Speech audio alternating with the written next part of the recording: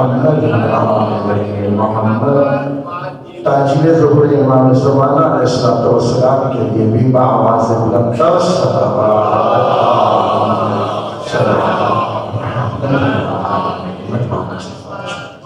سب سے پہلے خالق مالک و پروردگار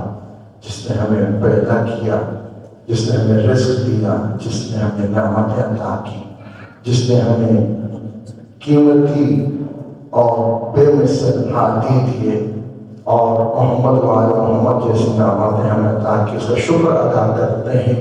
اور درود بھیجتے ہیں محمد وآل محمد پر کہ جن پہ خدا بھی درود بھیج رہا ہے، اس کے ملائکہ بھی، اور اس نے مومنوں کو بھی حکم دیا ہے کہ تم بھی محمد وآل محمد پر درود بھیجو۔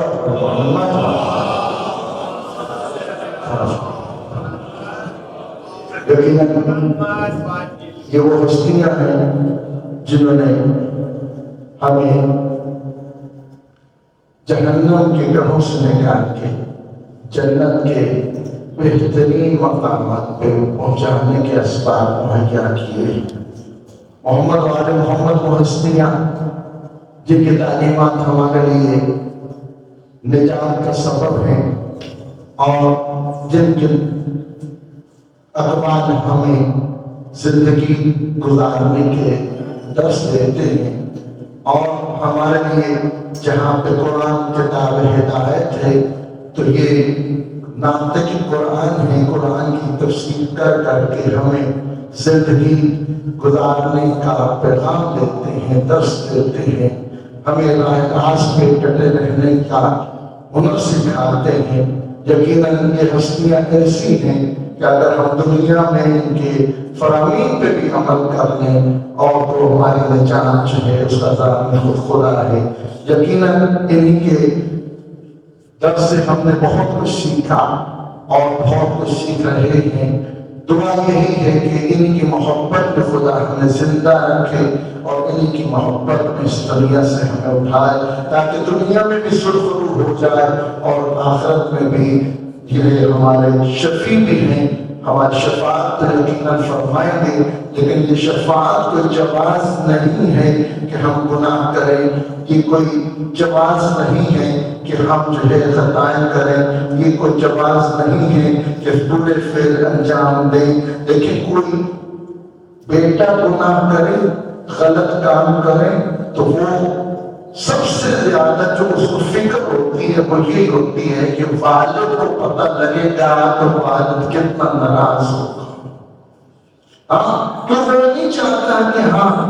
یہ میری غلطی کی اطلاع اس تک جائے، وہ اب سفارش کرنے کے لیے آئے اور اس کو اتنی زحمت کرنی پڑے اور وہ آ کے مجھے اس جو ہے سختی سے نجات دلائے۔ تو محمد وآل محمد کو ہم کیوں اس طرح کر کے جانتے ہیں کہ مولا وارث ہے کہ جی چور برائی کرتے چلے جائیں کرتے چلے جائیں مولا وارث ہے۔ بھائی ہم نے کیوں ان کو زحمت دینی ہے جب میں نے اپنے باپ کو وہ زحمت دینا دوبارہ نہیں کیا کہ میرا والد میری گناہ کے پیچھے اس طرح کر کے شرمندہ ہو، تو ہم ان شفیع محمد وآل محمد کے بارے میں ایسا کیوں گمان کرتے ہیں، اس کو جواز کیوں قرار دیتے ہیں کہ وہ جانے خدا جانے پاما۔ اسی طرح جیسے دنیا میں ہم کسی عزتدار کو اپنے گناہوں پہ سفارش میں نہیں بلاتے ہیں تو وہاں پہ بھی احتیاط سے کام دیجیے، ہماری وجہ سے محمد وآل محمد کو شرمندہ نہ ہونا پڑے۔ ہمیں کٹہرے میں کھڑا کر لیا جائے لیکن محمد وآل محمد اس جگہ پہ آ کے ہمارے لیے سفارش کرے۔ ہمارا ضمیر ایسا نہیں ہونا چاہیے کہ اسے گوارا ہو کہ ہم ان کو زحمت دیں۔ ہم شان سے کریں، خوشی سے کہیں کہ ہمارا شیعہ ہے، ہمارے اعمال ایسے ہونے چاہیے۔ ہم نے ہر چیز پہ ڈالتے، ہر چیز،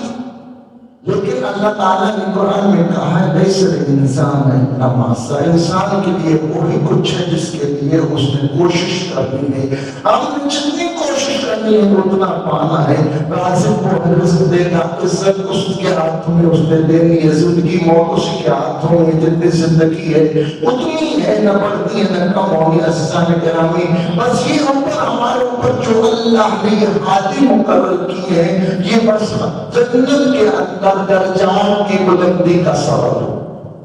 اور وہ شیعہ جب ہم اپنے آپ کو کہتے ہیں، جب امام کے سامنے کہا گیا کہ ہم آپ کے شیعہ ہیں، تو امام جعفر صادق علیہ السلام نے یہ کہا کہ نہ، یہ مت کو تم ہمارے شیعہ ہو، بلکہ تم ہمارے محب ہو. اور محب کسے کہتے ہیں؟ محب اسے کہتے ہیں کہ جیسا محبوب کرے بس ویسا کر. جس میں محبوب کی دل کی خوشی ہے بس اسی عمل کو انجام دو. ہاں اس کو کہنا نہ پڑے، تمہیں پتا ہو. اسلامی گرامی بس ہماری محبت کیسی محبت ہے کہ ہم محمد والے محمد سے محبت کا دعویٰ کرتے ہیں. محبت تو ہم اپنے آپ کو کہتے ہیں نا، میں کہتا ہوں ہم دعویٰ کرتے ہیں. ہمارے پاس کیا دلیل ہے؟ ہم نے محمد والے محمد کی کون سے دل کی مرادیں پوری کی ہیں ہاں کہ ہم ان کے لیے محبوب ہو جائیں. وہ ہم سے محبت کرتے ہیں، لیکن میں کہتا ہوں یہ یک طرفہ محبت ہے. خدا سے اسی طرح ہم یک طرفہ محبت کرتے ہیں. اور یہ یک طرفہ محبت کیا ہے؟ یہ محبت ہماری طرف سے نہیں، اللہ کی طرف سے، وہ رحمان و رحیم کی طرف سے محبت ہے. اور یہ محمد والے محمد کی محبت یہ ہماری طرف سے نہیں، یک طرفہ محبت ان کی طرف سے ہے. وہ چاہتے ہیں کہ ہم نجات پا جائیں. تو ہمارے اعمال، ہمارے جو صبح شام کے ہمارے افعال ہیں، ہماری سوچیں، ہمارا ایک عمل جو ہے وہ ہمیں جہنم کے گڑھوں کے اور اندر دھکیلے چلا جا رہا ہے. تو ایک سہارا جو ہے جو بتایا گیا وہ زندگانی عرض کیا جواز نہیں ہے. تو ایسا کبھی نہ کیجیے گا، نہ سوچیے گا کہ رسول خدا کھڑے ہوں اور میرا انتظار کر رہے ہوں کہ گناہگار امتی آئے، بلکہ رسول اللہ ہمارا استقبال کر رہے ہوں تو کتنا اچھا میرا یہ مسلمان تھا، میرا کلمہ گو تھا کہ میں خود پڑھ کے اس کا استقبال تھا. کمیاں ہمارے اندر خدا نے اتنا بہترین اہتمام کیا. عرض کرتا ہوں کہ ہاں کتنے ایسے اللہ تعالیٰ نے ہمیں بخشنے کے، ہمارے درجات کو بلند کرنے کے اور ہماری مغفرت کے لیے اہتمام کر رکھے ہیں کہ سال کے کتنے ایسے دن ہیں. ایسے ماہ رمضان کا استقبال کر رہے ہیں ہم لوگ. انشاءاللہ اگلا جو جمعہ ہے وہ انشاءاللہ ماہ رمضان میں خدا ہمیں نصیب کرے. لیکن یہ کیسا بات ہے کہ آج جمعہ ہے، رسول اللہ آج کے دن ہی مسلمانوں کو خطبہ ارشاد فرما رہے ہیں. خطبہ شعبانیہ کے نام سے بہترین خطبہ، بہترین مطالب. رسول اللہ اصحاب کو پہلے امام کے خطبہ امام رضا علیہ السلام سے نقل ہے جو انہوں نے کہا کہ میرے جناب مولا امیر المومنین نے اس خطبے کو رسول اللہ سے نقل کیا ہے کہ ہم ایسے مجال الناس کا یا الذین آمنوا کا وہ قیامت تک کے لوگوں کو اشارہ کر کے پکار کے مخاطب کر کے رسول اللہ فرماتے ہیں کہ تمہارے درمیان کوئی بابرکت مہینہ آ رہا ہے جس کا دن باقی مہینوں کے دنوں جیسے، جس کی راتیں باقی مہینوں کی راتوں جیسے نہیں، جس کے پل باقی مہینوں کے پلوں جیسے نہیں ہے. جس کے اندر سانس لینا تسبیح ہے، جس کے اندر تمہارا سو جانا عبادت. سر کا اس سے کم نہیں ہو سکتا، اس سے کم ہو ہی نہیں سکتا. انسان کچھ نہ کرے سو تو سب پہ کہتے سولی پہ بھی موت آ جاتی، نیند آ جاتی. آپ کو سونا بھی اللہ تعالیٰ کہہ رہا ہے کہ تمہارا ہے میرے روزگار بندے، اے میرے آپ، اے میرے حکم کی تعمیل کرنے والے، تو تیری یہ تسبیح میں جو احساس جو تم دے گا نا اس سے کم تو کچھ ہے ہی نہیں. تو یہ اگر چھوڑ دیتے نا تو موت ہی آ جائے گی. کہاں یہ تیرا آخری عمل یا تیرے نزدیک کا ترین عمل جو ہے وہ سانس لینا ہے، بس تو روزہ رکھ لے، میرے حکم کی تعمیل کر دے۔ اور یہ کس کا حکم، کس کا خواہش کس کی ہے؟ آپ کی میری خواہش ہے کہ میں روزہ رکھوں؟ نہ، اللہ نے جس کام کو اپنے لیے محفوظ جانا، دیکھا کہ ہاں یہ میرے بندے کے لیے خیر ہی خیر ہے، اس میں برکت ہی برکت ہے، اس کے اندر اس کی نجات ہی نجات ہے، اس کام کو کر لے گا تو اس کا بھلا ہی بھلا ہے۔ اب خدا سے زیادہ کون بھلا چاہے گا؟ جی، خدا نے ہم انسانوں کے لیے اور خاص کر مسلمانوں کے لیے تسلی تشفی دیتے ہوئے یا الذین آمنوا کتب علیکم الصیام کما کتب من قبلکم لعلکم تتقون، تم پہ روزے فرض کر دیے گئے، ایسے فرض کر دیے جیسے تم سے پہلے قوم میں بھی فرض تھے۔ تسلی تشفی ہے کہ یہ گمان کرنا کہ مصیبت ہمارے ہی دل پڑ گئی۔ کہا نہ، پہلے کے لوگوں پہ بھی تھی لیکن مصیبت نہیں تھی، رحمت تھی، اس میں ان کا بھلا تھا، ان میں ان کی زندگی تھی، اس میں ان کے لیے شفاعت تھی، ان میں ان کے لیے کرم تھا۔ وہ بھی میرے بندے تھے، ان کو بھی ان کا بھی خالق میں تھا، تمہیں بھی میں نے خلق کیا ہے، ہاں ان کے لیے بھی میں نے خیر چاہی تھی، تمہارے لیے بھی خیر چاہ رہا ہوں کہ روزے رکھو، شفا حاصل کرو۔ یہ اتنا کی ہماری پریکٹس ہے، جیسے میں نے آج کیا تھا 15 شعبان میں کہ ہاں ایک عریضہ جو ایک پل میں ہمیں امام زمانے سے منسلک کر دیتا ہے، اور لوگ جو ہم امام زمانے سے لگا لیتے ہیں، اور ایسا گمان ہوتا ہے جیسے میں لکھ رہا ہوں، ایمان سن رہے ہیں، پورے سال کے لیے کافی۔ اور کہا تھا کہ ہاں اگر یہی امام روزانہ امام زمانہ علیہ السلام اور امام چاہتے ہیں کہ میرا شیعہ اس طرح کر کے مجھ سے روزانہ باتیں کریں، جیسے وہ مشق ہے، معرفت کی انتہا ہے، اسی طرح ماہ رمضان بھی اس سال بھر کے بھی ایک مشق ہے۔ تو اللہ کے حکم سے اذان فجر سے لے کے مغرب تک ہر اس کام سے رک رہو جس سے روزہ باطل ہو جاتا ہے۔ اللہ تعالیٰ کہتا ہے کہ روزہ میرے لیے وانا اجزی بہ، میں ہی اس کا کوئی اجر دوں گا۔ اللہ نے یہ کیوں کہا؟ ہم اسی لیے کہا کہ اس کا اتنا اجر و ثواب ہے کہ فرشتے لکھ ہی نہیں سکتے، یعنی کوئی اللہ کی مخلوق ایسی نہیں ہے کہ جو اس اجر کو لکھ سکے سوائے اللہ کہتا ہے میرے، جو میرے لیے رکھو میں ہی اس کا اجر دوں گا۔ سنگرام یہ ایسی پریکٹس ہے جو ہمیں حرام سے جو ہے روک رہی ہے۔ کھانا کھانا مباح تھا، ہم نہیں کھا رہے، ہمارا پسندیدہ تھا پھر بھی نہیں کھا رہے۔ ہاں زبردستی کو خلافت تھا، زبردستی بھی نہیں کھاتے۔ پانی مباح تھا، کبھی واجب ہو جاتا پینا، اس وقت سامنے پڑا ہے، ہاں پیاس کی شدت ہے، ہاں میں کیوں اللہ دیکھ رہا،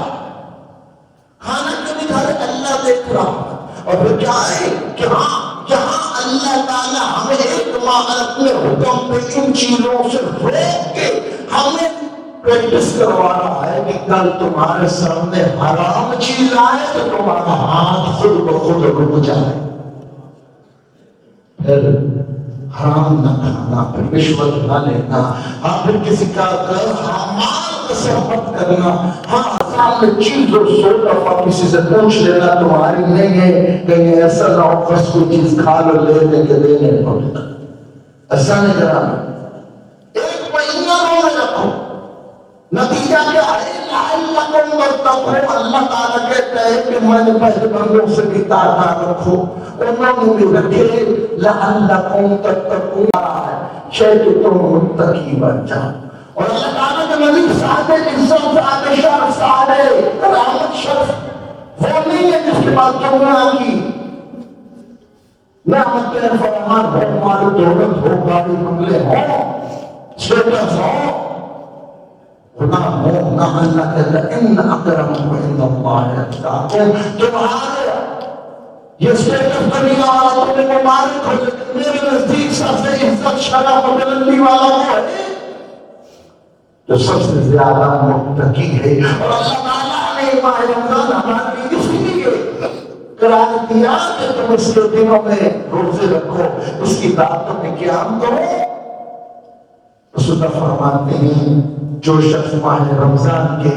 روزے رکھتا ہے اور راتوں کو قیام کرتا ہے، مطلب مختصر کہا، جابر بن عبداللہ سے روایت ہے کہ رسول اللہ نے مجھے بتایا کہ جو ماہ رمضان کے روزے رکھتا ہے تو ماہ رمضان جب گزر جاتا ہے تو اللہ تعالیٰ اسے ایسے کر دیتا ہے جیسے شکار مادر سے ابھی باہر ہر دن کا ایک روزہ ایک اجر و ثواب رکھتا ہے، اور اس کی ایک فضیلت ہے۔ فضیلت مفاد جنان کے اندر 30 دن کے جو اعمال ہیں، 30 دنوں کے جو وہاں پہ خیر و برکات لکھی اندر میں آتا ہے، اور جان بوجھ کے جو روزہ چھوڑے گا اس کے لیے اللہ نے کہا کہ اتنا جو محبوب مجھے ہے، اگر میں تو چھوڑے دینا تو میں تیرا پورا تو چاہوں گا نہیں، ہاں تیرے لیے میں یہاں پہ کیا کر دیتا ہوں، جرمانہ، تاکہ جرمانہ کس لیے ہوتا جی، تاکہ انسان وہ کام نہ کرے۔ اس لیے نہیں ہوتا کہ ہاں جی دے دیں گے دیکھی جائے ویسے ہم کرتے ہیں، یہ سرکشی کہلاتی ہے۔ ہاں اللہ نے کہا کہ جو ایک روزہ تم میں سے چھوڑے گا پھر اسے ایک غلام آزاد کرانا پڑے گا، اگر نہیں تو پھر جو 60 مسکینوں کو تمہیں کھانا کھلانا پڑے گا، اور اگر نہیں تم استطاعت میں رکھتے ہو تو پھر تمہیں 2 مہینے لگاتار ایک روزے کے بدلے میں روزے رکھنے پڑیں گے۔ اچھا آپ نے یہ سارا کام کر لیا، آپ نے اس کی قضا جو ہمارے پر واجب تھی ماہ رمضان کے روزے کی قضا ہم نے رکھ لی پورے سال میں کبھی بھی، کیا ہم اس اجر کو پا لیں گے؟ کہا ساری زندگی میں ماہ رمضان کے علاوہ تم اس کی قضا کی نیت سے روزے رکھتے رہو تو اس کے اجر کو نہیں پا سکو گے جو تم نے ماہ رمضان میں روزہ جان بوجھ کے قضا کیا۔ اسلام ہم ہر عاقل بالغ اور حاضر شخص پہ جو اپنے علاقے میں ٹھہرا ہو، مسافر نہ ہو، بیمار نہ ہو، اس کے اوپر واجب ہے کہ ماہ رمضان کے روزے رکھے، اور یہ ہمارے لیے خیر، اس میں برکت ہے، اس میں رحمت ہے۔ اور رسول اللہ فرماتے ہیں کہ اس ماہ رمضان کے اندر تم روزے رکھو، اور یہ روزہ صرف کھانے پینے سے بچنے کا نام ہے، بلکہ یہ صرف فاقے کا نام نہیں۔ کہا کتنے مناظر مومن فرماتے ہیں کہ کتنے ایسے روزے دار ہیں جن کا روزہ صرف فاقہ، اور کتنے ایسے نمازی ہیں جن کے نمازیں صرف ٹکرے ہیں، کیوں؟ معرفت کی کم، معرفت نہیں ہے۔ ہاں رسول اللہ کے سامنے ایک خاتون عبدالغنیف کو حالت روزہ میں گالی گلوچ دے رہی تھی، برا بنا کر رہی تھی۔ رسول اللہ نے کہا اس کے لیے کھانے کا انتظام کیا تھا، کھانا پیش کیا، کہا یا رسول اللہ میں تو روزے سے ہوں، کہا کہ تو ادھر گالی گلوچ کر رہی ہے اور کہتی ہے تیرا روزہ ہے۔ روزہ نام ہے ہر اس چیز سے بچنے کا جس سے اللہ نے ہمیں روکا ہے، اور روزہ نام ہے اس چیز کا کہ ہر وہ کام ہم نے کرنا ہے جو اللہ تعالیٰ نے ہمیں حکم دیا ہے، ہم نے اس کو بچانا ہے۔ السلام نے رسول سے پوچھا بہترین عمل ماہ رمضان میں کیا ہے؟ کہا کہ حرام سے بچا جائے، ہر بچوں نے چیز جو اللہ نے حرام قرار دی ہے اس سے بچا جائے۔ ایسا نگرانی روزہ صرف کھانے پینے سے نہیں بلکہ زبان کو روکنے کا بھی نام ہے کہ تمہاری زبان سے کلمات نہ نکلے جس سے اللہ ناراض ہوتا ہے، تمہاری آنکھیں وہ نہ دیکھیں جس سے اللہ تعالیٰ نے دیکھنے سے منع کیا ہے، تمہارے کان وہ نہ سوئے جس سے اللہ تعالیٰ ناراض ہوتا ہے، تمہارے قدم ادھر نہ اٹھے جس سے اللہ تعالیٰ تم پہ عذاب نازل کر دے۔ اس طرح میں ہمارے پورے بدن کا روزہ ہے، اور پھر اللہ تعالیٰ کا رسول فرماتے ہیں کہ ہاں شیطان کو اس ماہ رمضان میں جکڑ دیا جاتا ہے، زنجیروں میں بند ہے، جنت کے دروازے کھول دیے جاتے ہیں، رحمتیں نازل ہوتی ہیں، برکتیں نازل ہوتی ہیں، اللہ تعالیٰ عام معافی کا اعلان کرتا رہتا ہے، جہاں سارے سال کی گناہگاروں کو ایک دن میں لاکھوں کو جن میں جہنم واجب کی ادا کرتا چلا جا رہا ہے، ایسا نہیں کہ اللہ تعالیٰ بہانے تلاش کر رہا ہے، اور اس میں فرماتے ہیں کہ اس ماہ رمضان کے اندر تمہیں اپنے سے چھوٹوں پر رحم کرنا ہے تاکہ تم پر رحم کیا جائے، اپنے بڑوں کے ساتھ ادب سے پیش آنا ہے تاکہ اللہ تعالیٰ تمہارا ادب برقرار رکھے۔ ہاں تمہارے سے جتنے افراد کام کر رہے ہیں اللہ تعالیٰ تمہیں سرداری دی ہے، بادشاہی دی ہے، ہاں تم اگر کسی چیز کی ملکیت رکھتے ہو، تمہارے نیچے کتنے لوگ کام کر رہے ہیں ان کے اوپر کرم کرو، ان کے اوپر رحم کرو، اللہ تم پہ رحم کرے گا۔ اور اصل سے تم پڑھنے کا کہا، اس لیے بھی کہا گیا کہ ہاں تم اگر ماہ رمضان کے اندر تم مجھ پر اور میری آل پر درود بھیجو گے تو قیامت والے دن جب نامہ اعمال تمہارے ہاتھ میں تھمایا جائے گا اور اس کا پلڑا نیچے ہوگا تمہارے نامہ اعمال کا، تو میں وہاں پہ اس میزان کے پاس کھڑا ہوگا اور اسی درود تک کہ تمہیں مجھ پر ماہ رمضان میں بھیجا ہوگا میں اس کے اجر کو وہاں رکھ دوں گا، وہ اجر تمہارا اتنا ہوگا کہ وہ پلڑا تمہارے سواد کا بھاری ہو جائے گا اور گناہ کا پلڑا اٹھ جائے گا۔ اصل گرامی اللہ تعالیٰ ہمیں یہ موقع فراہم کر رہا، اور پھر یہاں پہ روزہ جو ہے اس کے فلسفے کے بارے میں یہ بھی بتایا گیا کہ اپنے سے نیچے جتنے تمہارے افراد ہیں ان پہ نگاہ کرو، یہ بھوک پیاسوں میں احساس دلائے ان کا جن کو کھانے کو کچھ نہیں ملتا، جن کو پینے کے لیے کچھ نہیں ہے۔ ہاں جب تم بھوکے پیاسے رہو گے نا تو تمہیں ان بیچاروں کے جن کو کھانے پینے کا نہیں اندازہ ہے، ہاں تمہیں پتہ نہیں کہ تمہارے ہاتھ نفسی کر دو رہے،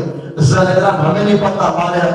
جو ہمسایہ ہے اس نے کتنے دن ہو گئے کھانا نہیں کھایا، اور ہم ہر دوسرے دن جو ہے جناب ہم کتنے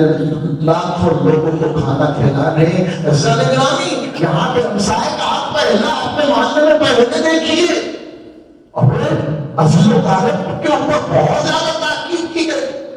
کہ تمہارے رشتے داروں میں اپنے رشتے داروں میں دیکھو تو ان کے بارے میں سوال ہوگا، اور پھر یتیموں کے بارے میں کہا گیا یتیموں کا خیال کرو، ایسے خیال کرو جیسے تم چاہتے تمہارے یتیموں کا خیال رکھا ہے۔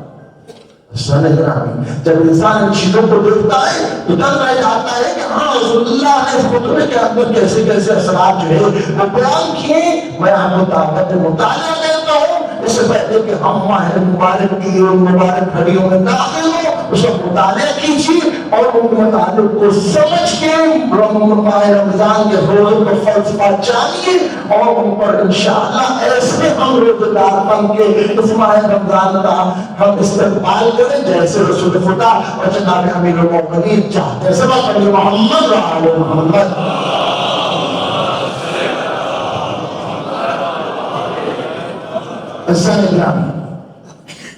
حالات واقعات آپ کے سامنے ہیں۔ اسلام آباد کے اندر جو گزشتہ جمعے میں جو واقعہ پیش ہوا انتہائی افسوسناک واقعہ، جتنی اس کا ہم اظہار تعصیت کریں وہ کم ہے، لیکن یہاں پہ ہمیں تھوڑا سا ہوشیار اور باہوش رہنا کی ضرورت ہے کہ یہ صرف ان پہ نہیں، ہر جمعے کے خطبے میں آپ سے کہا جاتا ہے کہ ہاں جی ہوشیار باش، ہوش پہ ناخن لو، اٹھ جاؤ، قابل غفلت سے بیدار ہو جاؤ کہ ہاں یہ چند ہم پہ جو مسلط ہو رہی ہے یا ہو چکی ہے ہمیں اس کی طرف دیکھنا ہے کہ یہ کب ہمارے اوپر آ جائے۔ ہم یہ نہیں کہ امام زمانہ کے منتظر، ہم امام زمانہ کا انتظار کرنے والے ہیں، ہمارے اوپر مسائل ڈھائے جاتے ہیں، ہمارے اوپر ظلم کیے جاتے ہیں، ہمارے جوانوں کو، بزرگوں کو، عورتوں کو، بچوں کو شہید کیا جاتا ہے، اور پر منع کیا جاتا ہے اور تکفیریت کے نعرے لگائے جاتے ہیں، ہمارا دشمن کھلے عام جو ہے وہ پھر رہا ہوتا ہے، لیکن پیچھے ان کے لوگوں کو بھی پتا ہے کہ خاموش صرف اسی لیے کہ اپنے وقت کے امام کا انتظار کر رہے ہیں۔ ایسا نہیں، انتظار کا بھی ایک حد ہوتی ہے، کوئی ایسا نہ ہو کہ وہ حد جو ہے آپ اس کو بھول کر جاؤ تو پھر ہمیں اپنا دفاع ہم پہ واجب ہے اور وہ ہم کرنا جانتے ہیں۔ ان کو پتا ہے کہ ان شہیدوں کے لاشیں اٹھا دیے جائیں گے، احتجاج ہوں گے، معاملات ہوں گے، 4 دن نعربازی ہوگی، لیکن توڑ پھوڑ نہیں ہوگی، امن امان ہوگا۔ ہاں یہ ہماری سڑکوں کو بڑھ کر جو ہے تباہ نہیں کریں گے، ہماری عمارتوں کو تباہ نہیں کریں گے، ہمارے معاملات سارے جو ہمارے خیر کرتے ہیں وہ یہ نہیں کریں گے۔ سنگرہ میں چوڑیاں ہم نے پہن نہیں رکھی، معاملات ہمارے سامنے ہیں۔ یہ واقعہ جیسا اسلام آباد کا ہوا، اس میں اگر حکومت ملوث ہے تو ہم اس کو سرزنش کرتے ہیں، اور اگر یہاں ایجنسیوں کا کام ہے تو خدا ان کو ہدایت دے، ہم ان کو سرزنش کرتے ہیں۔ اور اگر یہ ہو دشمن کی چال ہے کہ ہم مسلمانوں کو توڑ دیں گے اور ہمیں ہمارے درمیان اختلافات پیدا کر دیں گے، تو یہ ان کی بھول ہے۔ ہمارے لاشوں اٹھانے والوں میں سے سب سے پہلے ہمارے غیر اہل سنت حضرات برادران، ہم ان کا بہت شکریہ ادا کرتے ہیں، انہوں نے بڑھ کے تعاون کیا، اور پھر جگہ جگہ پہ جو بھی پریس کانفرنس ہو رہی ہے یا ہو رہی ہے اس میں اہل سنت علماء کا بھرپور ہمارے ساتھ تعاون ہے۔ انہوں نے اپنی قوم کو اس سے متوجہ کیا ہے کہ ہمیں ٹوٹنا نہیں ہے، ہمیں جوڑنا ہے، اور یہ وقت ہے کہ ہم آپس میں مل کے اتحاد کی فضا کو قائم کریں اور ایک امنیت کا امن کا پیغام جو ہے وہ دیں کہ ہم مسلمان ایک ہیں، اور مسلمان ہونے کے ساتھ ساتھ جو ہم لوگ پاکستانی ہیں، پاکستانی ہونے کے ناطے سے پاکستان کی سرزمین کی محافظت ہم پہ واجب ہے۔ ہماری عزت، ہماری شان، ہماری زندگیوں کی تمام تر بہاری ملک پاکستان کی وجہ سے ہے۔ عزیزان گرامی، یہ ہمیں بڑا عزیز ہے، ہم اس کی محافظت کے لیے ہر اس حد تک جانے کو تیار ہے کہ جانے بھی چلی جائے تو پرواہ نہیں ہے۔ یقیناً ہم لوگ بہت غمزدہ ہیں، ہمارے جوان شہید ہوئے، بچے شہید ہوئے، ہم نے ان کے ساتھ اظہار یکجہتی کرنا ہے۔ آج اسلام آباد کے اندر اجتماعی جمعہ جس سسٹم کے اندر جو ہے وہ کیا جا رہا ہے تاکہ ہم ان شہداء اسلام آباد کے ساتھ اظہار یکجہتی کریں، اور ہم نے آئندہ ماہ مبارک جمعہ کے اندر کیونکہ مومنین کی کثرت مساجد کی طرف ہوتی ہے، ہمیں باہوش رہنا اور ایسے موقع ہمیں فراہم نہیں کرتے ہیں کہ کوئی ایسی جسارت پھر کرے۔ گرامی، بہت سے سوالات ہمارے سامنے آئے، سپورٹنگ تھی لیکن اس کے باوجود یہ واقعہ ہوا ہے۔ میں آپ سب سے گزارش کروں گا کہ اور کچھ نہیں، نعرہ تکبیر کے ساتھ، حسینیہ زندہ باد کے ساتھ ہم ان کے ساتھ یہاں پہ اظہار یکجہتی کریں گے۔ آپ نے بآواز بلند میرے ساتھ دینا ہے تاکہ ہم ان کے اعلان دنیا کو کر سکیں کہ ہم مقتول کے ساتھ ہیں، قاتل سے ہمارا تعلق نہیں ہے۔ بآواز بلند نعرہ تکبیر، نعرہ تکبیر، نعرہ رسالت، نعرہ حیدری، حسینیت، حسینیت، یزیدیت، یزیدیت، لبیک یا حسین، لبیک یا حسین، لبیک یا حسین، لبیک یا حسین، لبیک یا حسین، لبیک یا حسین، حسینیت زندہ باد، یزیدیت مردہ باد، پاکستان زندہ باد۔ رسول محمد وآل محمد 5 مرتبہ بآواز بلند